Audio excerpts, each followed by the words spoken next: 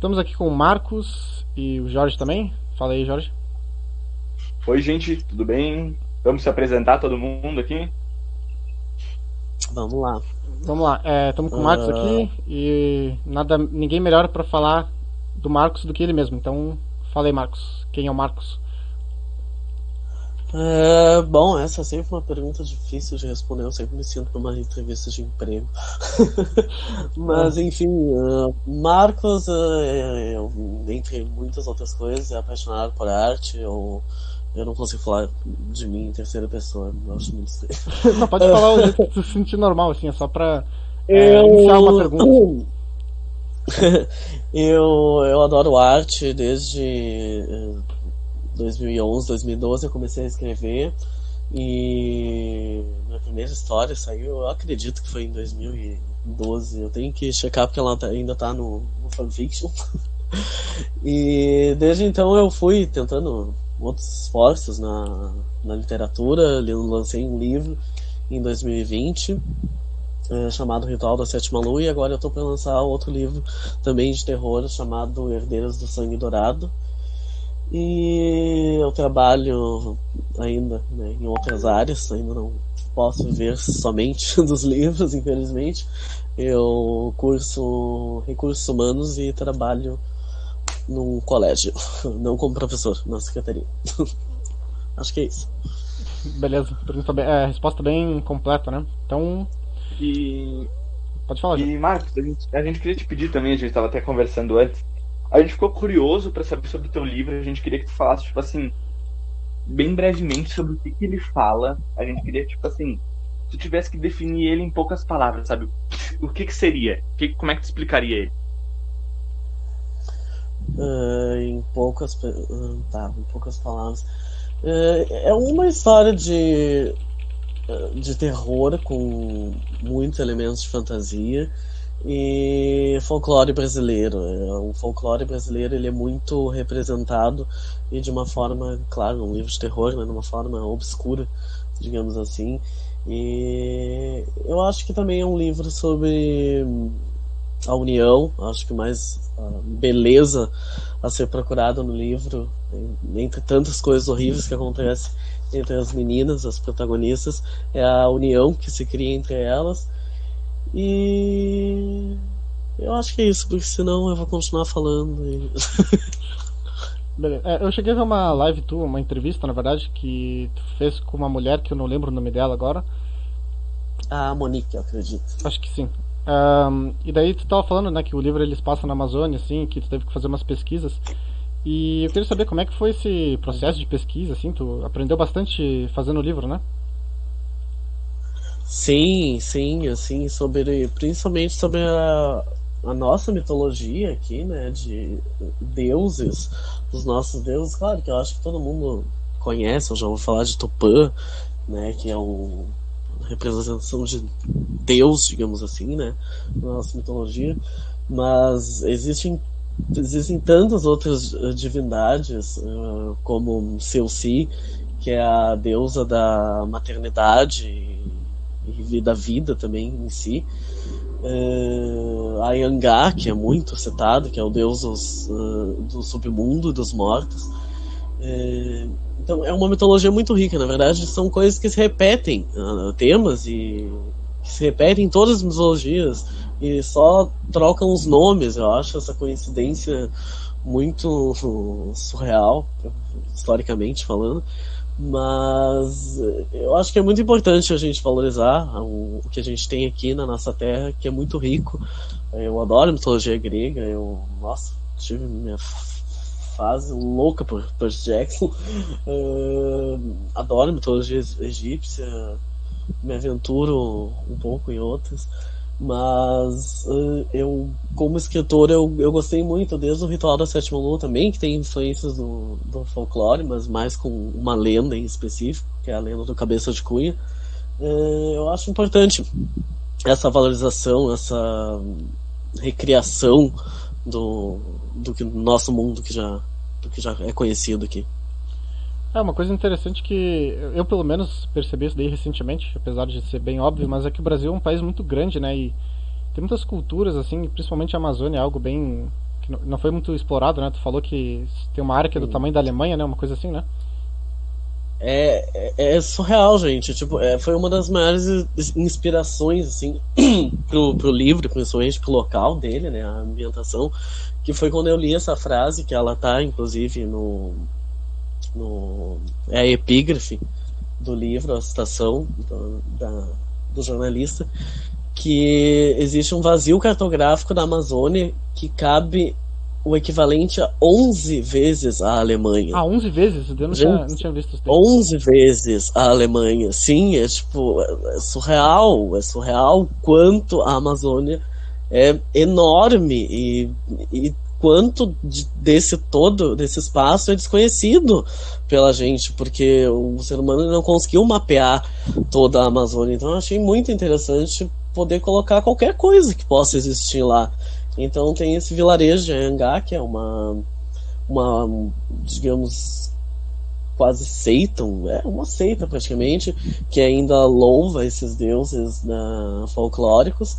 E eles acreditam também no sangue dourado, que é esse sangue, né, do título do livro, que as personagens têm e descobrem depois disso, e que é um sangue muito valioso, que possui muitas propriedades poderosas mágicas. Eu achei bem legal a proposta do teu livro, por causa que a Amazônia é algo que é muito importante, assim, né? Bastante gente fala sobre, tem importâncias políticas também, internacionais, mas é algo que eu não vejo eu não vejo a Amazônia sendo representada na arte, assim. Eu acho que teu livro é uma das únicas coisas que eu já vi que se passa na Amazônia e fala bastante, né? É uma pena. Muito É uma pena, porque é a nossa maior riqueza, assim. Eu acredito que em termos de meio ambiente é provavelmente uma das coisas mais importantes que existe no mundo, nos ecossistemas mais importantes que a gente tem. Então é triste mesmo não ser cenário de outras obras. Mas, e assim, Marcos, mudando um pouco de tema também agora, o que te motiva a escrever, assim? Não o que te motivou a escrever esse último livro, sabe? Mas o que fez aquele Marcos de 2011, 2012, que escrevia as fanfics e tal? Tipo, o que fez ele começar com essa carreira? Eu acho que eu sempre amei criar, sabe? Hoje em dia eu tô ligado em muitas vertentes da arte. Eu adoro cantar, eu adoro escrever músicas. Eu ainda não consegui aprender a tocar um instrumento, mas algum dia. Mas enfim, desde muito cedo a arte, não só a escrita, teve muito presente na minha vida, mas a escrita das letras de músicas teve influência na minha escrita, e eu sempre fui uma criança que gostei de ler. Então eu via aquelas histórias e eu ficava, tipo, eu lembro que tinha gibis que sabe aqueles gibis que tem vários quadrinhos sem balões nem nada, é só tipo interprete o que está acontecendo nas imagens. E eu pegava e criava balãozinhos ali, escrevia o que estava acontecendo na historinha. Na verdade, isso é uma memória que está me vindo agora, juro. Que eu acho que foi uma das primeiras expressões de escrita mesmo que eu tive. Eu devia ser muito, muito piá ainda. Mas depois teve muita influência da cultura pop, que é uma coisa que eu também sou apaixonado. E tanto que a minha primeira história original que eu escrevi se chamava Santuário e era sobre divas pop que tinham poderes e reinos. E eu publicava num blog, porque na época provavelmente não existia, não sei se existia fanfiction e essas coisas, porque era na época do Orkut ainda. Então eu tinha um blog, eu postava lá os capítulos e era tipo uma sériezinha, o pessoal acompanhava, já recebia um feedback, e eu sempre amei essa coisa de tocar as pessoas, sabe, do feedback das pessoas, virem e falar, nossa, que legal, que foda isso. E eu acho que foi isso que sempre me incentivou, assim, também, né, depois, mais tarde, assim, passando por depressão e outras coisas, a escrita foi uma válvula de escape, assim como é um clichê para muitos escritores, eu acho que falam, mas é verdade, é um clichê verdadeiro. Então eu acho que foi um bom resumo, assim, da minha história com a escrita. Começou com os quadrinhos e minha história inventando ali nos próprios quadrinhos. Depois essa coisa do universo pop. Também, óbvio, tive fanfics escrevendo com famosos e publicando, óbvio. E até como eu cheguei no terror, aí se eu for avançar mais, eu sempre amei terror, né? Então a minha mãe, que tá na minha dedicatória, inclusive, do meu novo livro, sempre viu filmes de terror comigo, então foi uma cultura que também sempre teve presente na minha vida. Então acho que quando eu comecei a escrever terror, eu tive um clique, tipo, nossa, isso é muito legal de fazer, porque eu na verdade sempre gostei, né? Então devia ter sido óbvio, na verdade. Mas tu nunca pensou, tipo assim, hoje em dia já pensou alguma vez em, sei lá, voltar a escrever fanfic ou tipo algum romance assim, meio bobinho, assim, uma coisa mais assim?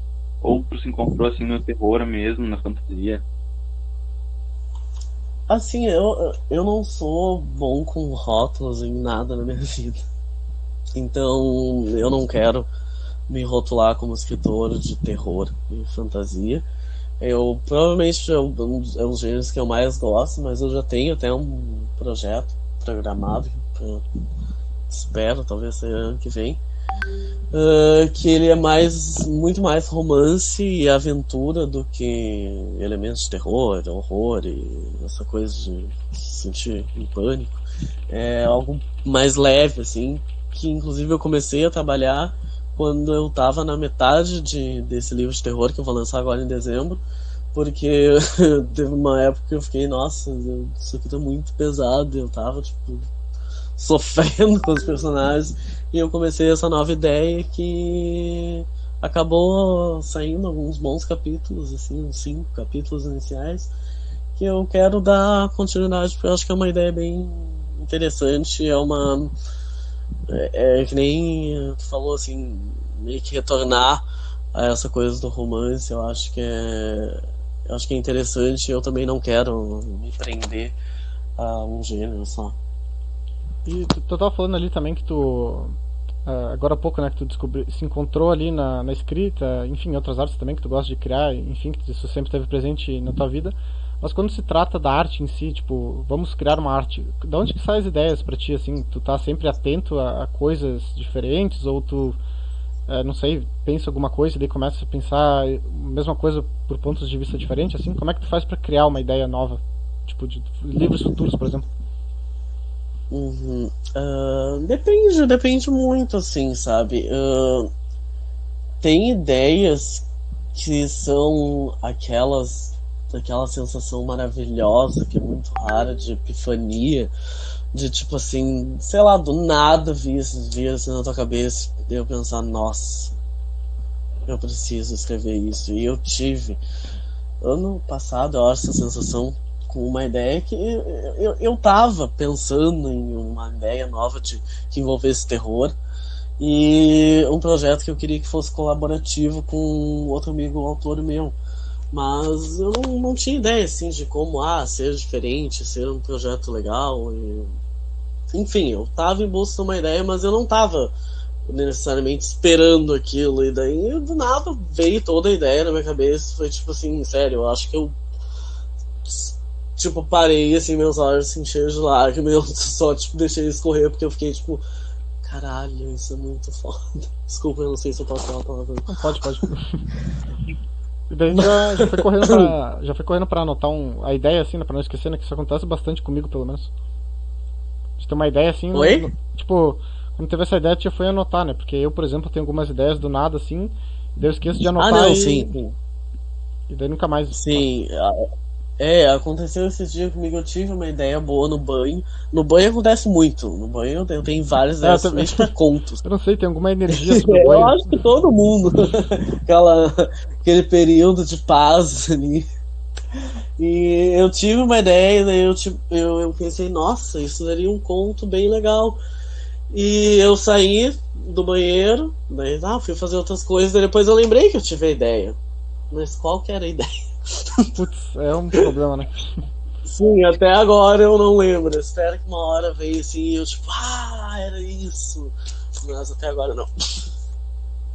Mas a ideia, assim, pra mim, ela vem de várias coisas. Às vezes eu gosto de parar, assim, eu sou muito do caderno físico, da anotação, quando se trata do planejamento das coisas. Então, é muito difícil. Só nesse projeto que eu falei que eu tive a epifania, que eu fiz no Drive, a organização, porque é com esse amigo meu, o autor, que ele é de São Paulo, Matheus Rangel.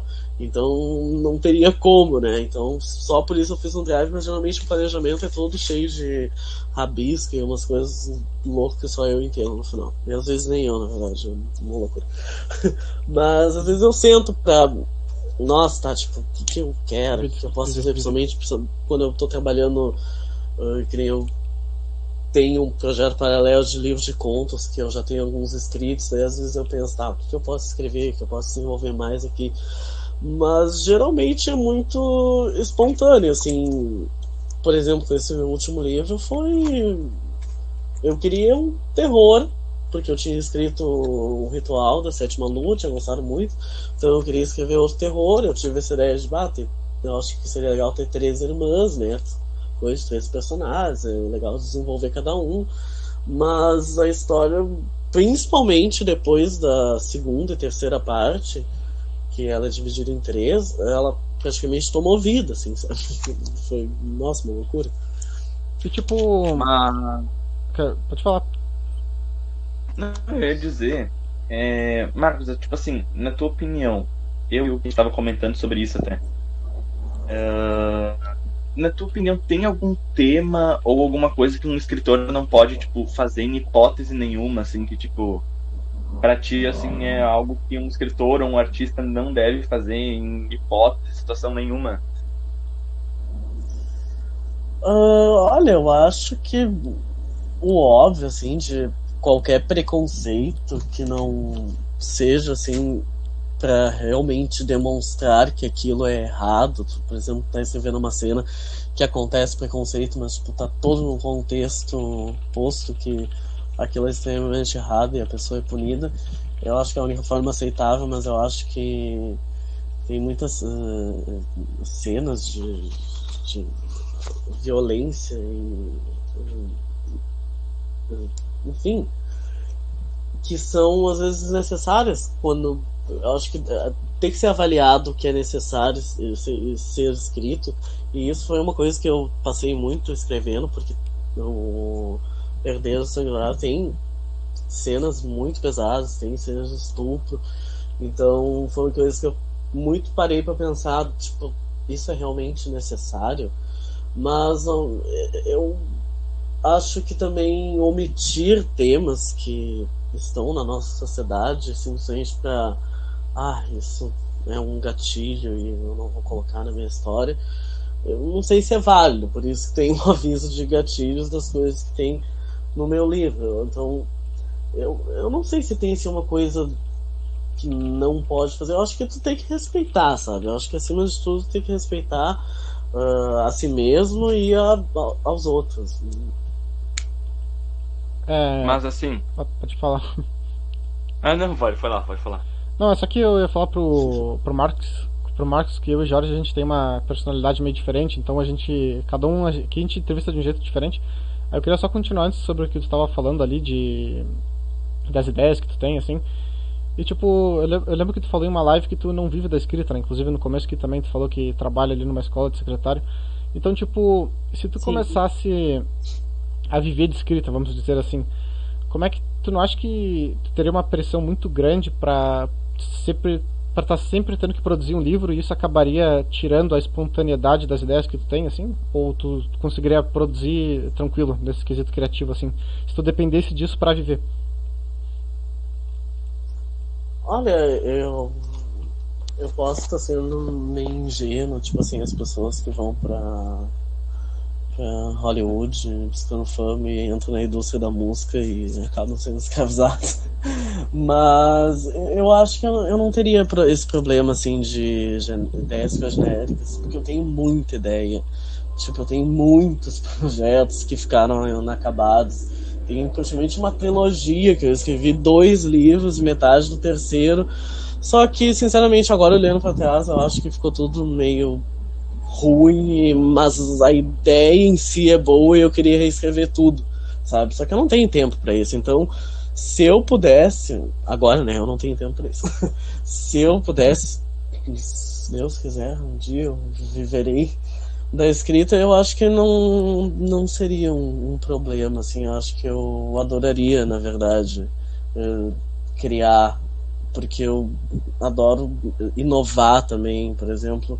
No meu próximo livro eu quero que seja um livro que tenha uma trilha sonora original, não que, por exemplo, vai ter QR Code nas páginas, tu coloca ali e vai tocar a música exatamente para aquele momento exato. E isso é uma ideia que eu não sei, eu nunca vi alguém fazendo. Isso era bem revolucionário, eu nunca vi algo parecido.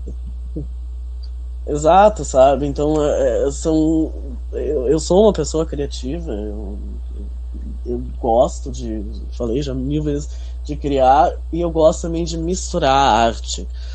Por isso que eu tenho essa ideia de misturar a escrita com a música, e em Herdeiras eu não consegui, mas eu chamei um artista trans para, não que, né, isso seja relevante, mas enfim, para fazer as ilustrações do meu livro, das 3 personagens principais e das 3 partes que dividem o livro, porque eu queria que tivesse uma parte visual além da escrita, e além de, claro, né, o visual da capa, mas eu queria, sabe, essa união de artes, assim, eu acho muito legal, e é uma coisa que eu iria adorar se eu vivesse só de escrita. E, assim, eu vou complementar uma coisa, depois de fazer outra pergunta.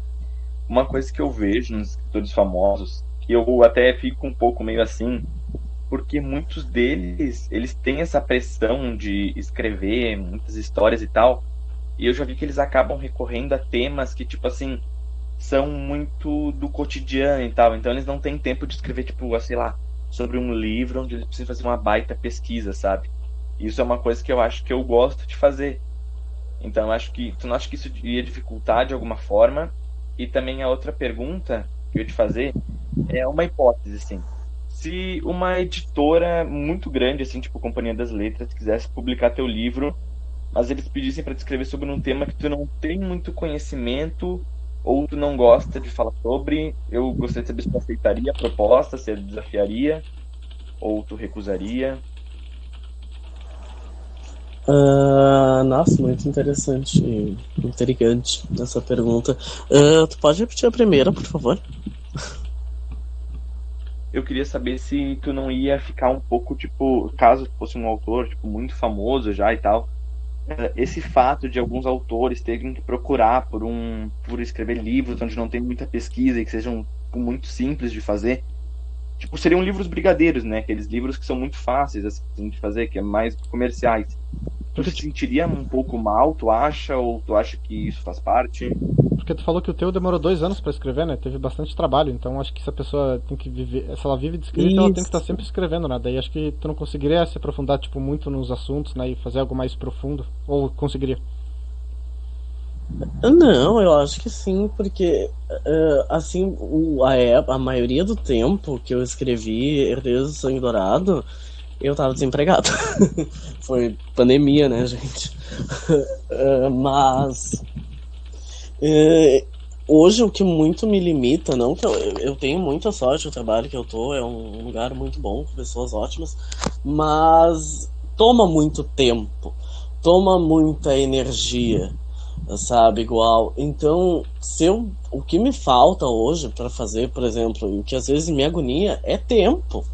Gente, eu tenho uma entrevista do Neil Gaiman maravilhosa, que eu até tinha postado no meu Instagram pessoal, que ele fala que se ele pudesse ter um superpoder, seria esticar o tempo, porque ele poderia fazer tantas outras coisas, e é isso que eu sinto, sabe? Então, eu acho que não seria um problema. E sobre a outra questão de, digamos, me vender para uma editora grande, eu acho que, assim, eu tomaria o desafio, arrisco dizer que vale a pena, assim, assim como talvez artistas pop não gostaram de gravar certas gravações no começo da carreira, para depois ter uma liberdade e notoriedade para escrever suas próprias letras e músicas. Eu acho que são artes, né, e são coisas que se conversam, quase similares. E eu acho que eu também eu tentaria tornar o máximo interessante, por mais que fosse uma proposta brigadeiro. Sim, sim. E eu acho que as editoras estão exigindo muito isso também ultimamente, né? Eu acho que a Flive, por exemplo, é uma editora muito boa, mas eu penso em Companhia das Letras, por exemplo, algo assim. Editoras mais comerciais. Eu acho que as pessoas estão precisando se moldar, sabe? Até a editora Planeta, assim, por exemplo. Sim, é que eu não sei, assim, sabe? O problema é que as editoras, assim, a maioria do que a gente vê, principalmente, que tem. Ah, gente, às vezes que não é nem tão conhecida, assim, tipo, eu não vou citar, né, nome de editora, mas eu mandei o meu livro para 3 editoras. E as outras 2 propostas, tá, tudo bem. Uma era uma editora grande, conhecidíssima, mas, assim, 8 mil a proposta, sabe? Pra mim ganhar 10% de royalties. A outra praticamente a mesma coisa, o mesmo valor, só que não é uma editora nem, é uma editora que está crescendo, sabe, agora no mercado, e daí, me dá 500, sei lá, 500 marcadores de página, uns brindezinhos, coisas assim, só que 10% de royalties, sabe, então eu sinceramente eu me sinto desvalorizado, porque assim é 2 anos da minha vida, que obviamente não foram 2 anos todos os dias, mas foram 2 anos, mais de 2 anos que eu dediquei tempo e noites, movimentos, enfim, todo o processo que tu passa para criar uma coisa, para te ter que pagar um valor absurdo que a maioria das pessoas não tem. Me diz quem é que tem condições de pagar 8 mil reais para publicar um livro hoje, mesmo que tu parcele em 10, 12 vezes, não tem como. E para te dar o quê? Para te dar 10% de todo o teu trabalho só porque não desmerecendo também os artistas, porque, por exemplo, os artistas da Flive, maravilhosa, revisora, capista, então, meu Deus do céu, mas a gente entende que tem todo esse trabalho da editora com o livro, mas, gente, é abusivo, é uma falta, assim, de apoio que nós, como autores, temos, porque a maioria das editoras só, como é o comercial, que é o dinheiro, e é muito difícil para nós, por exemplo, para mim, por exemplo, que tivesse numa hipótese, tivesse assinado com a editora X aí, que me cobrou 8 mil, ganhando 10% de royalties a um livro que está vendido, sei lá, 50 reais. Quantos livros eu teria que vender para conseguir 8 mil reais, ganhando 10% de 50 reais, sabe? Eu acho surreal, sinceramente. Isso acaba até desmotivando a indústria nacional, né? Sim, e tipo, é uma coisa que todo mundo fala, nossa, a nossa cultura tem que ser valorizada, a nossa cultura, eu mesmo, né, acabei de falar agora, porque é um fato, a nossa cultura é pobre, porque as pessoas não leem, as pessoas não escrevem, mas, cara, pra te conseguir publicar uma coisa é um parto.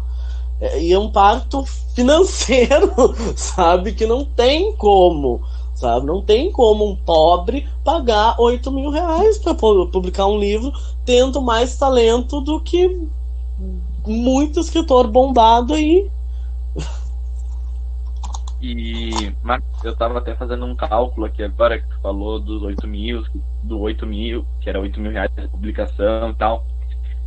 Cara, teria que vender 1.600 livros pra conseguir esse valor de volta. Sabe? Com os 10%? Sim, com os de 10%. 50? Teria que vender 1.600 livros. Teria que vender 800. Aí imagina um autor com menos de 2.000 seguidores no Instagram, que já perto de muitos autores da Flive, é muito. Isso eu não tô falando por me gabar, mas até para falar que a Flive é uma autora que acolhe esses autores pequenos, mas imagina eu, um autor que tô começando, que publiquei um livro independente na Amazon, vender 1.600 livros. Tipo, como? Assim, sabe? É triste, sabe? É triste, mas ainda bem que tem editoras, eu espero, assim, além da Flive que eu tô, que dá um suporte muito bom, dá um retorno muito bom, que mudem isso, que deem uma proposta mais aberta ao público. Interessante ver tu falar sobre isso. E até ia te fazer outra pergunta agora, que eu tava bolando algumas perguntas e essa foi a que eu achei que ia ser mais legal se tu responder. Que se tu, assim, escrevesse uma biografia, como é que tu definiria ela, assim? Tu acha que seria mais trágica, mais cômica? Tipo, como é que tu acha que seria, assim? Eu pensei, acho que todo mundo que escreve já pensou nisso alguma vez. Eu acho que seria uma mistura, seria muito uma mistura, porque tem coisas na minha vida, assim, que foram trágicas e tristes, mas que hoje eu olho, assim, e, tipo, cara, eu sinto vergonha, assim, um pouco, mas muita coisa eu não mudaria, não faria, não digo, não me arrependo, sabe? Mas eu acho que seguiria uma linha dramática, porque teve muita coisa também triste, assim, pesada também aconteceu. Mas otimista, assim, sabe? Pelo menos no estágio de mente que eu tô hoje, acabaria de uma forma otimista. Mas seria cômico também, teria muita coisa engraçada. E louca, e com certeza muito louca. E como foi pra ti, tipo assim, a fase da escola, sabe? Como é que foi teu ensino fundamental, teu ensino médio? Tipo, tu era aquele famosinho, assim, que tinha as fotos bombadas no Orkut, como é que era? Não, longe disso, não. Eu não era aquele clichê, quer dizer, no ensino fundamental eu era bem aquele clichê que era zoado, eu tinha os dentes muito tortos. E tanto que eu usei aparelho por muitos anos. Eu era zoado demais, né, no ensino fundamental, e já sofria preconceito porque me chamavam de bicho, viado, enfim, esses xingamentos, quer dizer, que acham que são xingamentos. Quando nem eu mesmo entendia se pensava sobre sexualidade ainda. Eu fui uma criança bem ingênua até, sei lá, meus 11, 12 anos, assim, sabe? Eu me orgulho disso, porque hoje eu vejo só pessoas de 12 anos só grávidas. Mas, enfim.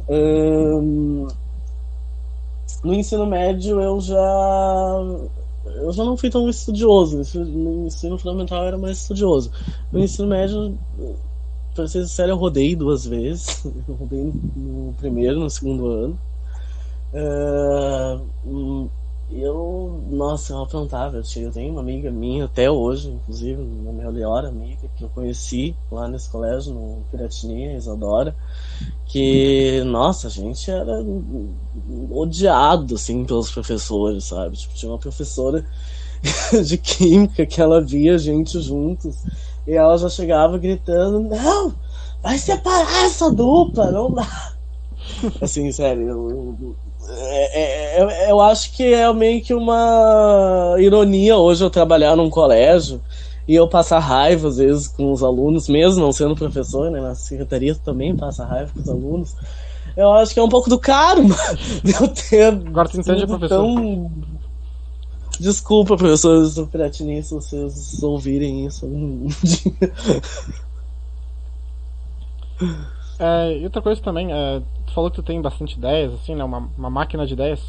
E por que o teu livro em si, esse de 2 anos, tu continuou com ele? Tipo, por que tu continuou com essa ideia e as outras não, por exemplo, assim, esse livro... Enfim, como é que tu não teve vontade de desistir? Ainda mais que é um projeto longo, né? Tem 500 páginas, tu falou que tu acha que vai ter. Eu adorei que tu perguntou isso, sério, muito obrigado. Sim, eu pensei em desistir muitas vezes, assim como eu desisti de outros projetos que alguns eu espero retomar, que nem o que eu citei mais cedo sobre que era uma trilogia, eu quero reescrever isso. Como eu disse, só me falta tempo para isso.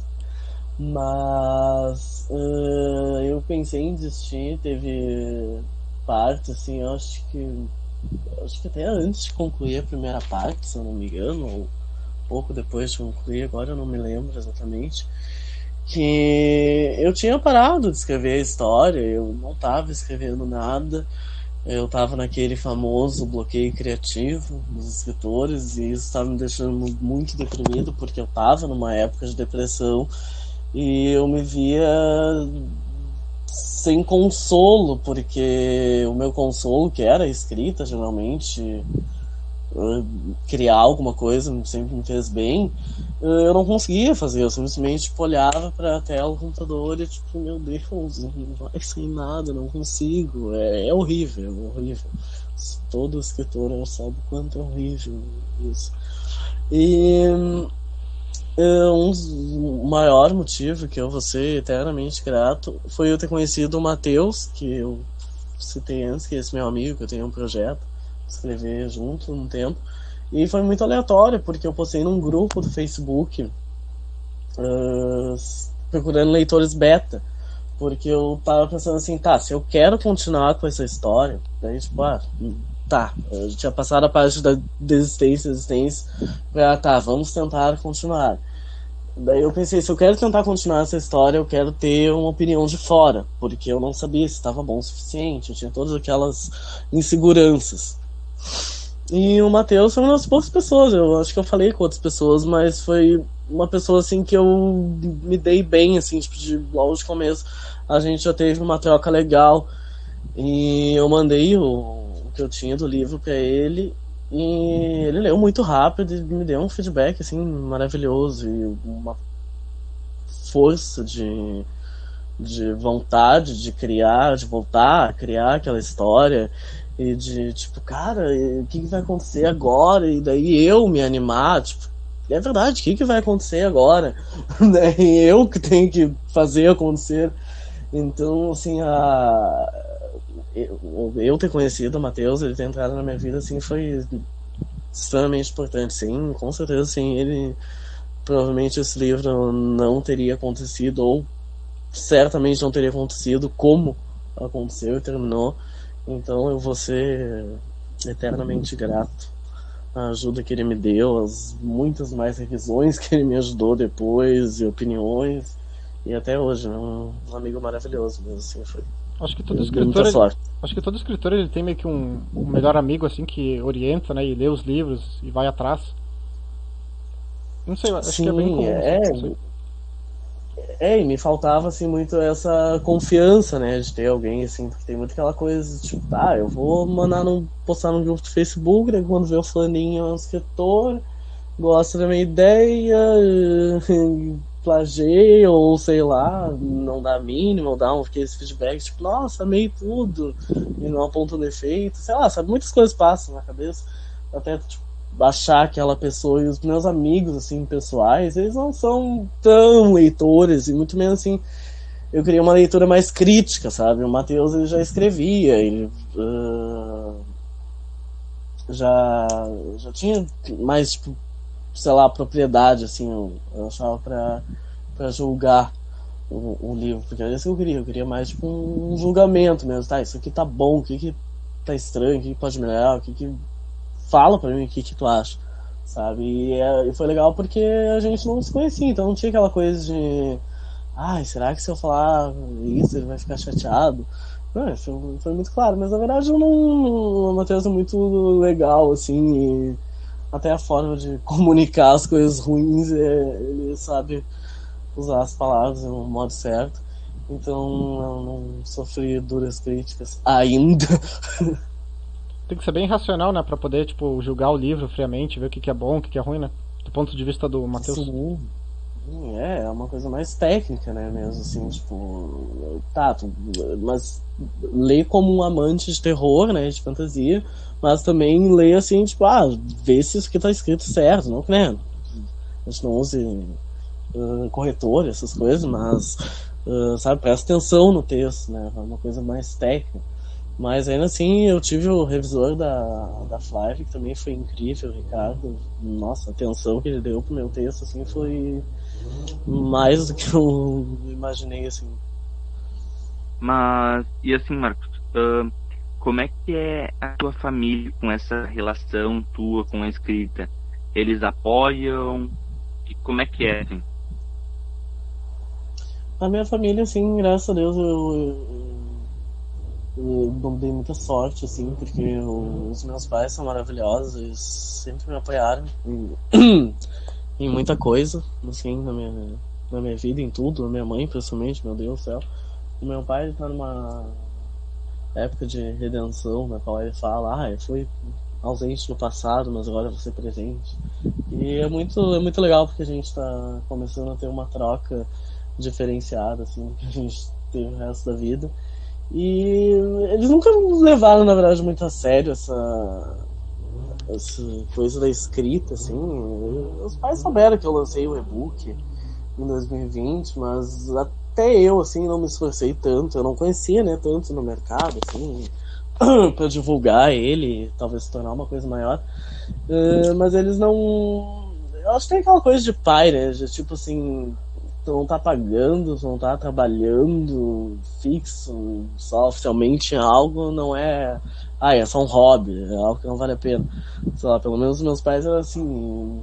Agora, depois que eu assinei com a Flávia, que saiu capa, que eles, nossa, ficaram surtaram e tudo mais, eles estão me apoiando demais. O pai tá, tipo, divulgando pro pessoal que vem aqui, porque eles têm um bar aqui em casa, e tá divulgando pra todo mundo. Ele tá muito orgulhoso, tipo, falando, meu filho escreveu um livro, e é incrível, essa sensação é muito incrível. Ontem eu fiz uns vizinhos de agradecimento do quanto eu tô feliz com o apoio do pessoal em geral, assim, mas agora especificamente da minha família é sem preço, assim, o quanto esse orgulho deles, assim, conta pra mim.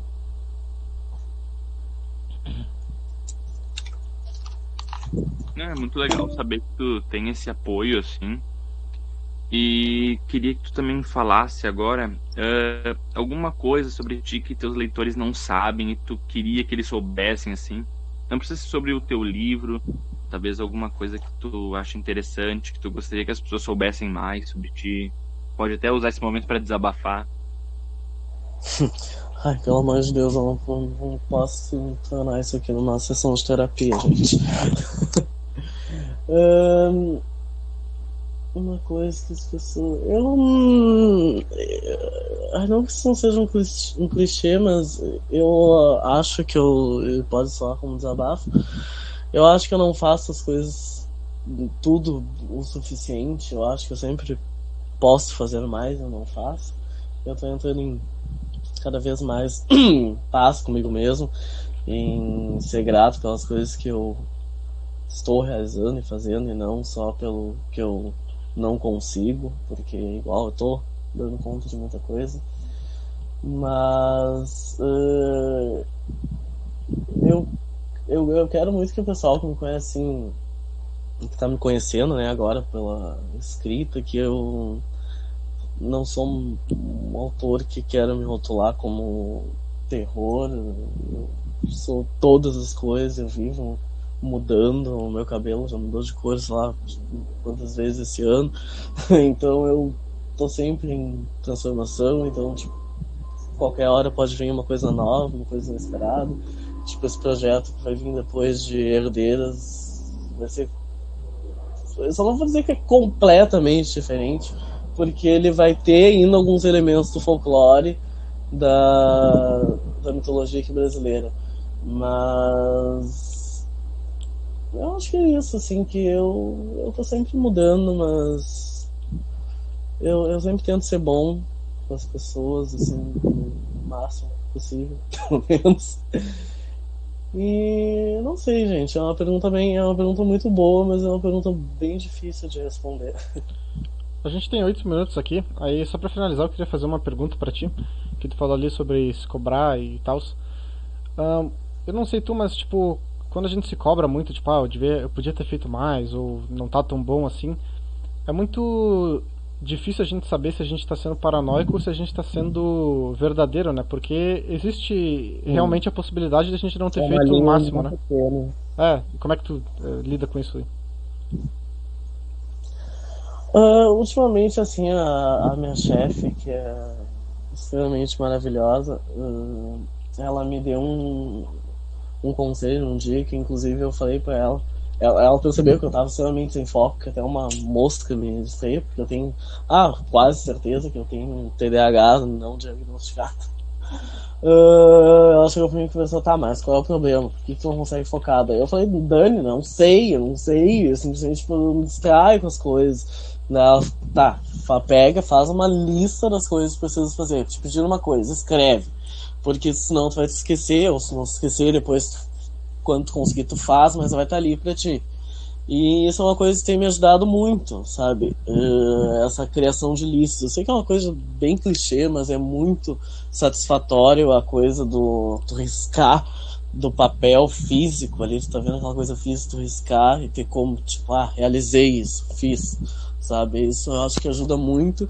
E até quando, por exemplo, sobram uma, duas coisas que tu não conseguiu fazer, tu visualiza aquilo ali e eu vejo, nossa, tá, eu não consegui fazer isso e isso, mas, tipo, eu posso fazer amanhã. E também eu vi um vídeo, na verdade não, eu ouvi um podcast esse dia que eu achei muito, muito interessante, que falava sobre isso, que era sobre a gente hierarquizar a importância e a urgência das coisas. Porque tem coisas que são importantes da gente fazer e tem coisas que são urgentes. As coisas urgentes a gente, tem que fazer hoje. Tem que fazer agora, porque, sei lá, é pra amanhã o trabalho. Mas tem uma coisa que é importante. Por exemplo, agora um exemplo, eu tenho que criar alguns designs e escrever umas 5 cartas para os leitores de Herdeiros do Sangue Dourado, que eu tô fazendo isso. É importante, mas não é urgente. Eu tenho tempo para escrever essas cartas, eu tenho tempo para fazer o design, mas eu não posso também deixar de fazer. Então, essa diferenciação assim do que é urgente e o que é importante tem me ajudado muito, porque às vezes quando eu não deixo de fazer uma coisa e ela não é uma coisa urgente, ela é uma coisa importante só, eu penso, eu tenho que fazer isso aqui, é importante, mas tudo bem que eu não fiz hoje porque ela não é urgente. Então, essa ferramenta das listas, assim, que foi a Dani que me passou, maravilhosa, me ajudou demais, porque eu visualizo, a visualização funciona demais, e essa diferenciação da urgência para a importância. Eu vou aplicar isso daí pra minha vida a partir de hoje. Oi? Eu vou aplicar isso daí pra minha vida a partir de hoje. Eu achei bem interessante. Sim, nossa, é muito interessante, é muito legal. É um podcast. Agora eu não me lembro, mas qualquer coisa, se vocês quiserem, depois eu mando. O podcast que ela fala é muito interessante todo ele, e como tu priorizar, né? Como tu aprender a priorizar essas coisas.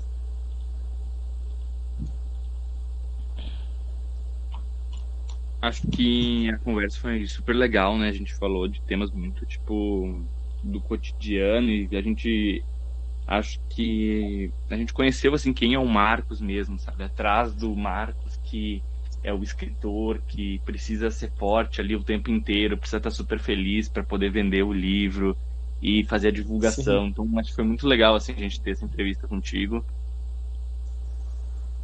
E queria agradecer, né? Agradecer pelo espaço que tu veio aqui, que tu deu a entrevista para nós. Então, agradecer mesmo. Capaz, eu que agradeço o convite de vocês. Foi muito legal, foi bem inesperado, mas foi muito legal. Eu achei a proposta muito interessante e importante, porque, como a gente falou, às vezes a gente, quando tá sendo escritor, a gente se torna meio que um produto, digamos assim, que tá sempre feliz, sempre divulgando com tudo, e na verdade eu não tô sempre feliz com tudo, e é bom mesmo que as pessoas saibam disso e que vejam esse outro lado, né? Isso aí mesmo. Então, obrigado, Marcos, por ter vindo. A gente vai encerrando por aqui. Muito obrigado. Pessoal, se inscrevam no canal, não esqueçam de dar o like e vou deixar o perfil do Instagram no Marcos aqui na descrição. Então é isso. Obrigado. Até mais. Tchau, tchau. Tchau. Tchau, tchau.